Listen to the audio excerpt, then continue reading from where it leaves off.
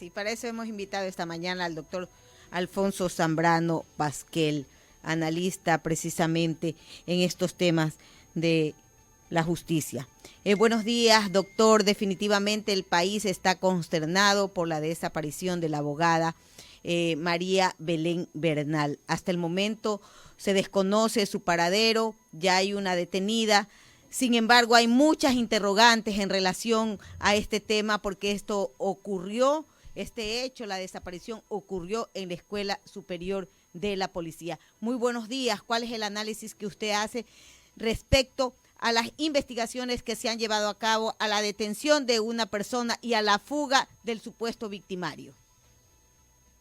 Muy buenos días a usted, a don Emilio. Gracias por la posibilidad de conversar y hacerlo sobre un tema doloroso y lamentable, pero es una realidad. A ver, ahí hay algunos aspectos que tomar en consideración eh, y quiero referirme incluso a la situación que enfrenta hoy una cadete, Jocelyn. Me la menciono por su nombre porque así aparece. Y la situación de ella es lamentable y voy a decir por qué. Eh, ya he escuchado voces con mucha autorización que plantean que aquí hay una suerte de revictimización de género. Voy a explicar por qué. La persona que está detenida es la única de los supuestos sospechosos en el hecho que es mujer y ha sido dispuesta a la privación de la libertad por una jueza, una mujer. Por eso hablo de una suerte de victimización de género, porque la jueza, incluso yo he leído lo que se ha publicado del acta de la audiencia, hace gala como que sí conoce los estándares del sistema interamericano de derechos humanos sobre la legalidad, la necesidad, la proporcionalidad para disponer una medida cautelar como es la de la prisión preventiva. Hace gala de que sí sabe, pero no aplica los estándares, porque no se puede decir hay 20 indicios, 40 indicios, pero contra la cadete no hay nada. Ahora, no sabemos si de fondo la cadete tenía o no una relación amorosa o no con el prófugo, el teniente de la policía, me parece que apellido Cáceres, pero si hubiese sido así, ese no es un hecho que ella la implique en el acto de la muerte o, para empezar, con la desaparición forzada, que es lo que hay hasta el momento. Por eso hablo de que hay que estar prevenidos para no caer. Hay una suerte también aquí ya de una criminalización mediática y hay sectores que incluso han aplaudido que esté la cadete privada de la libertad. Sí, pero hay que analizar si está realmente privada de la libertad con motivo, más allá de la, por supuesto, en mi caso y el de otros, la solidaridad expresa con los familiares de la abogada desaparecida hasta hoy. Y por supuesto que reclaman con toda razón y dicen, yo quiero, dice la mamá dramáticamente, quiero que me devuelvan a mi hija. Sí, ese es el punto. Pero reitero, habría que empezar precisamente por destacar que no se puede incurrir en un ejercicio abusivo del poder de la justicia, llegando a una criminalización de género contra una cadete joven de apenas 24 años, sin que haya un solo indicio que la vincule con el hecho de la desaparición. No sabemos, a veces se habla presumiblemente.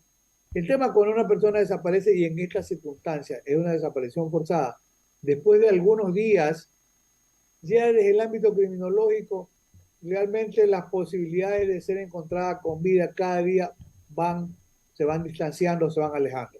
Ahora, en el caso ya concreto, la señora abogada concurre al lugar porque en OCHAP se ha puesto en evidencia una denuncia anticipada que ella hacía, diciendo que ya sabrían quién podría ser responsable si algo a ella le pasara.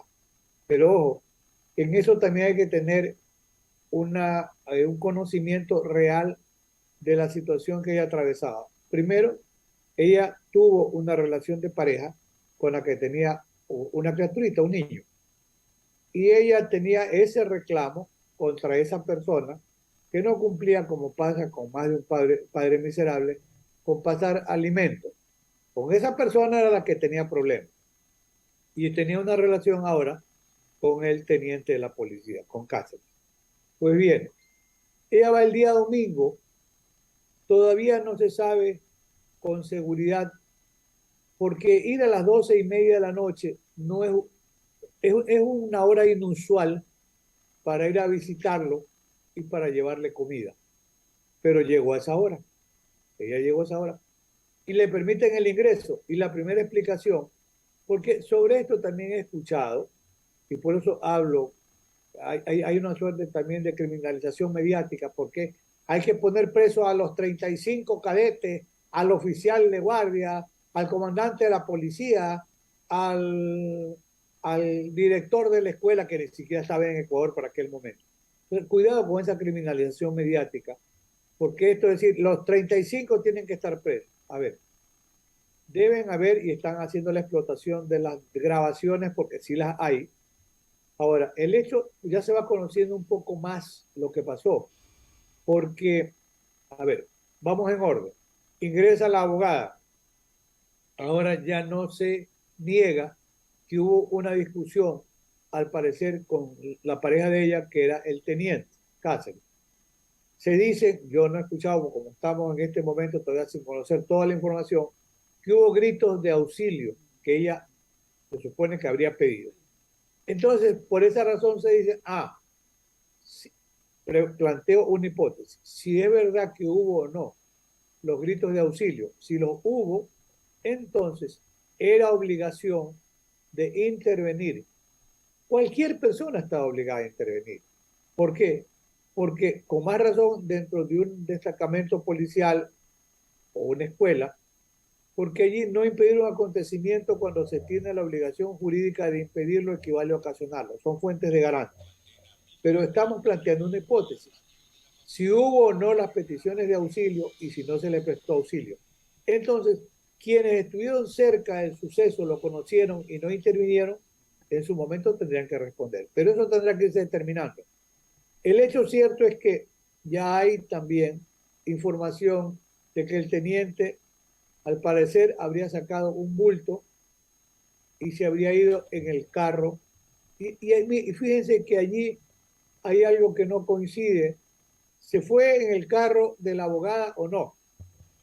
Porque son hechos que todavía están en la maraña de la investigación. Yo en principio no estaría tan seguro de afirmar que hay un espíritu de cuerpo para proteger al teniente. El tema no va por ahí. Puede haber habido una mala intervención tanto de la unidad de investigación de la policía como de la fiscalía, y ya voy a decir por qué.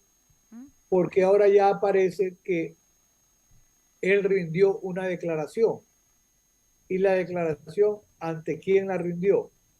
La declaración, si fuese por un acto interno administrativo, porque yo no sé si será cierto o no, que había estado bebiendo en una gran jorga, otros que se había ido a jugar fútbol con un oficial, no lo sabemos, ya se irá investigando. Pero lo que está apareciendo es que él rindió un testimonio, una versión ante la propia unidad de investigación. Si eso ocurrió, eso es negativo, yo voy a decir por qué. Porque uno es la investigación en el procedimiento administrativo interno de la policía y otro es el tema de la investigación por un hecho delictivo. Entonces, hasta ese momento, también hay que admitir, no se sabía realmente la desaparición de la abogada, porque según la versión que se está proporcionando, que le daría a esa unidad de la policía, es que él salió del lugar con ella y la dejó en X lugar. Entonces, la inquietud es, salió en el carro de ella, porque no creo que la haya dejado a pie a la no sé a qué hora de la madrugada en Quito. Ese es un tema que tendrá que aclararse. El otro aspecto es que, de cara a la realidad, cuando interviene ya la fiscalía no solicita una detención con fines de investigación, que eso podía hacerlo la fiscalía con hasta 24 horas. En el fondo, esa detención con fines de investigación tiene una finalidad. La finalidad es tratar de evitar que la persona se vaya o fugue. En 24 horas nadie se va a investigar nada, pero en esas 24 horas se lo retiene para ver si hay elementos para formularle cargo y ahí pedir la prisión preventiva. O sea, él estuvo a disposición en principio de sus propios superiores de la policía, primero. En segundo lugar, la fiscalía pudo pedir la prisión preventiva en circunstancias que él todavía no desaparecía y la fiscalía no lo hizo. El argumento de la fiscalía es que no había elementos suficientes, pero cuidado con lo que está pasando con la cadete, porque aquí no hay nada de elementos, ni es sospechosa de nada y la pobre cadete está privada de la libertad. Y hay un hecho. También empieza a especularse, ¿qué pasa si desaparece la víctima y en el peor de los escenarios, la víctima es muerta? Se comienza a especular diciendo, es que si no aparece el cuerpo de una víctima, ¿cómo se puede hablar de femicidio o, o una figura similar? Porque en el femicidio tiene que haber una secuela de violencia de género, que no sabemos si aquí existe, pero podría ser incluso un asesinato. Entonces se dice, bueno, si desaparece el cuerpo de la víctima no hay como probar el delito. Falso, falso, falso. Voy a explicar por qué. Porque existe lo que se llama la prueba indiciaria. El indicio es el hecho cierto que ya está determinado. Y yo diría, a ver, una cadena de indicios, claro que hay. Una cadena de indicios, primero, ¿fue la abogada al destacamento o a la unidad policial o a la escuela? Sí fue, porque eso también ha sido ratificado. Dos, fue y se vio o confrontó a su pareja, al teniente Cáceres. Sí. Tres, la abogada no aparece.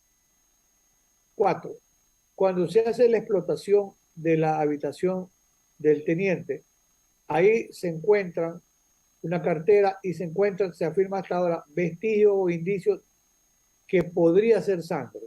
Y eso tendría que determinarse con un cotejo incluso de ADN con la señora mamá, determinar si corresponde o no a sangre de la abogada. Y escuché anoche decir que habría también indicios encontrados en el vehículo de ella, o sea, vestigios. ¿Ya? Entonces, esa suma de indicios es lo que se llama prueba indiciaria.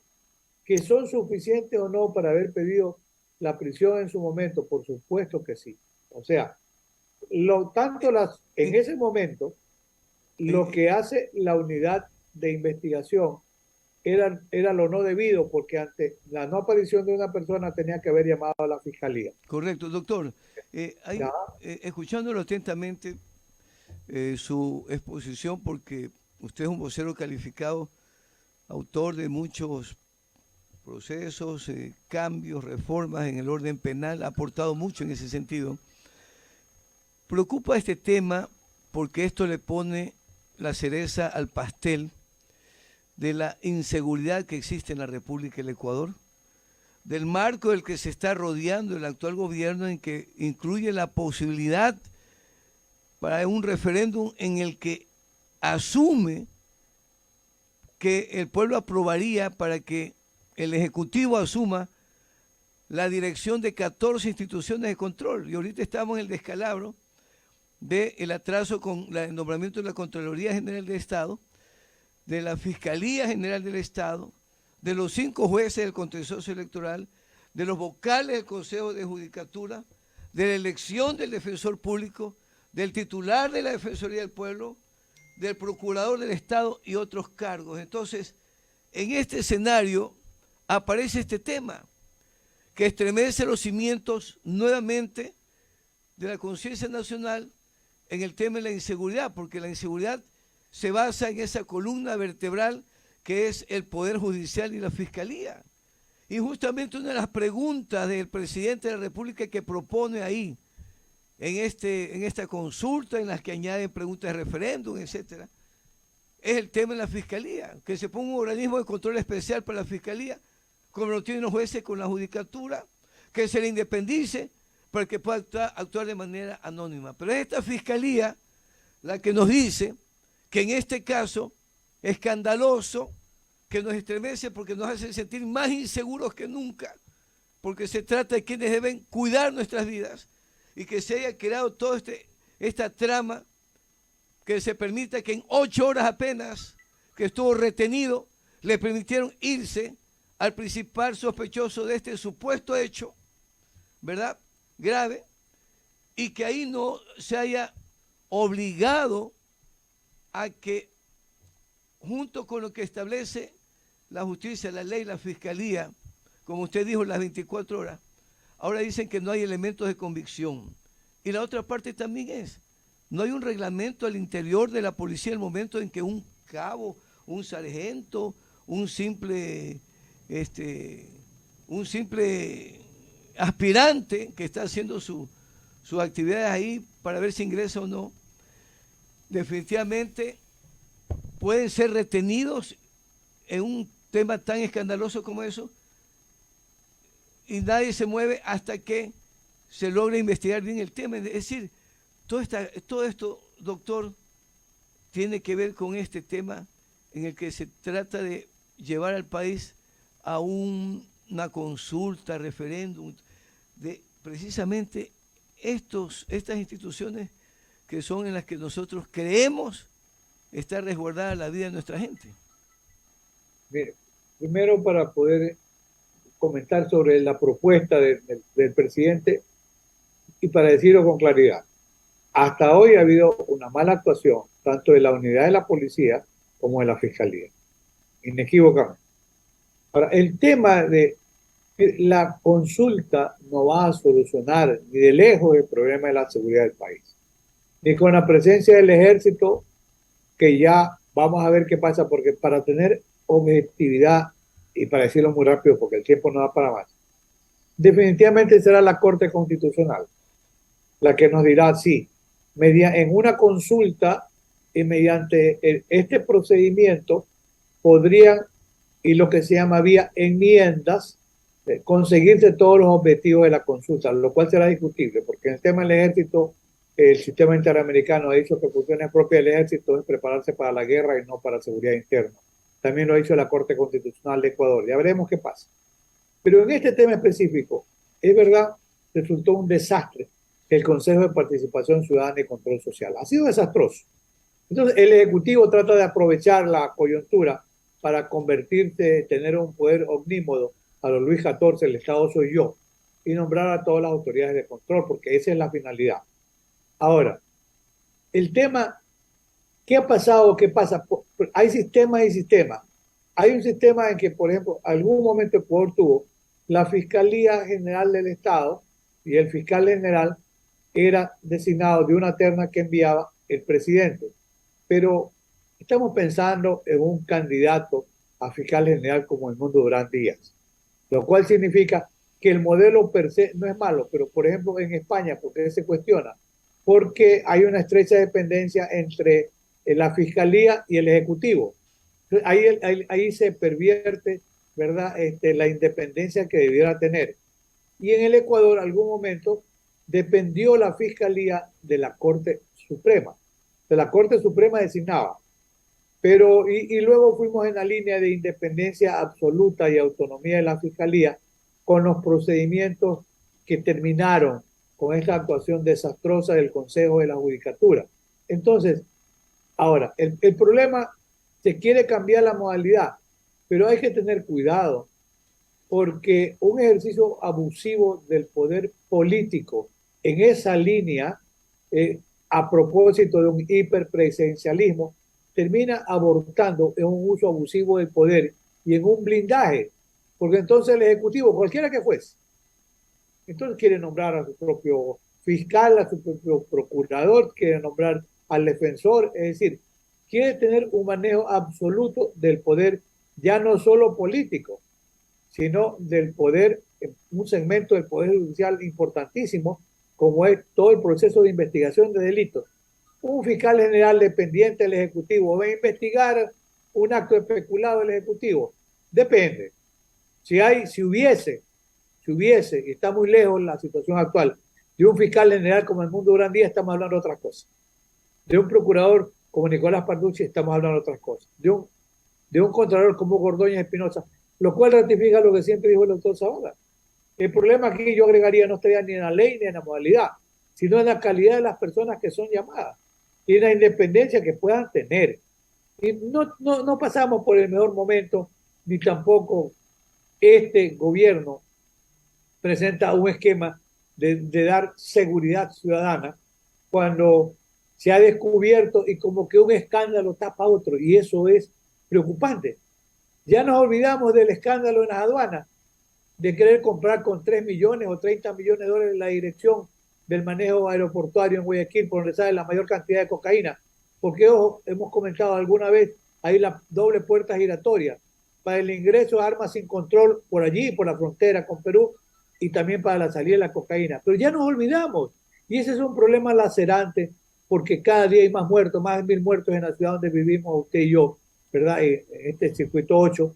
Pero, y sobre eso, como que este escándalo penoso, cierto, y la solidaridad para la familia de la desaparecida, pero que nos estamos llevando de un escándalo a otro. Y cada día hay más muertos. Y sobre esto, ojo, no hay que olvidar que alrededor de 70 toneladas de cocaína se quedan para consumo interno. Y hay un sector de la gente joven que consume demasiada droga y estos crímenes a todos los días. Tenemos, perdón la expresión, una juventud altamente intoxicada por el consumo de ingesta de droga y sobre eso no hay control. 1 o 2 clínicas que ponga el municipio de Guayaquil son nada. Tenemos un problema. Este es penoso, pero tenemos otros problemas tal vez más graves todavía que lo que estamos pasando en este momento. Doctor, ¿y si la salida no es la consulta popular? ¿Cuál es la salida? Porque definitivamente los ecuatorianos en estos momentos nos sentimos en total indefensión. Como usted dice, un caso tapa otro. Hoy es el caso de la abogada desaparecida. Antes fue el caso de la modelo en Manabí, donde estuvo implicado un fiscal.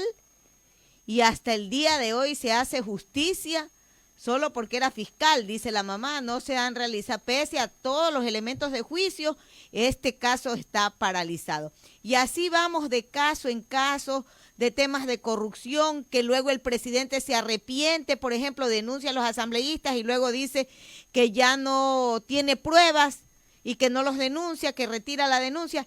Y así vamos, pero ¿hacia dónde vamos nosotros los ecuatorianos que, como usted dice, en estos momentos tenemos miedo de salir a la calle porque no sabemos si vamos a ser víctimas del sicariato, si vamos a ser víctimas de un secuestro, si vamos a ser víctimas de una desaparición, si vamos a ser víctimas de un robo, doctor? A ver, mire, la verdad es que no hay ninguna solución mágica. Yo leo, estudio, consulto, reviso y sé que cuando se habla de un proceso, es un proceso a largo plazo. Y yo he estudiado lo que pasó en Medellín, fueron en realidad 30 años para tener la pasividad que tiene ahora. Tampoco podemos esperar 30 años. Entonces la gran pregunta es qué hacer. Es que no puede el ejército hacer un control efectivo. Que tiene que ver con la seguridad externa. Pero si las armas están ingresando por la frontera con el Perú, no puede el ejército controlar frontera allí. La droga ingresa por la frontera con Colombia, tampoco puede el ejército. Ojo, ya están contaminando las cargas en el puerto de aguas profundas de Pozorja, pero no es que se está contaminando a los contenedores en el puerto. Hay que tener cuidado porque tiene una tecnología de punta con escáneres para poder revisar la carga. ¿A dónde contaminan la carga? La contaminan en alta mar, como pasa también en Manta y está pasando en Guayaquil. ¿Y de quién es la responsabilidad? Eso es de la Marina del Ecuador. Pues. Entonces, perdón la expresión, nos ven la cara de tontos por no decir otra cosa.